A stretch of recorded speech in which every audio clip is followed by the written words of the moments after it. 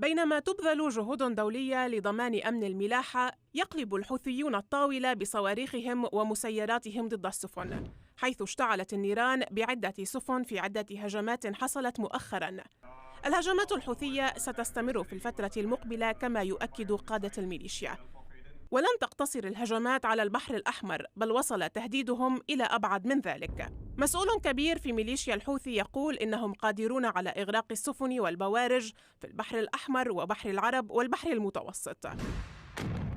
تهديدات تتزامن مع مناورات للحوثيين في صنعاء تحاكي التصدي لعمليات برية للجيش الأمريكي، رغم أن واشنطن ولندن أكدتا مراراً أنهما لا تعتزمان التصعيد أو الدخول في معركة إقليمية واسعة في ظل دعم إيران للحوثيين.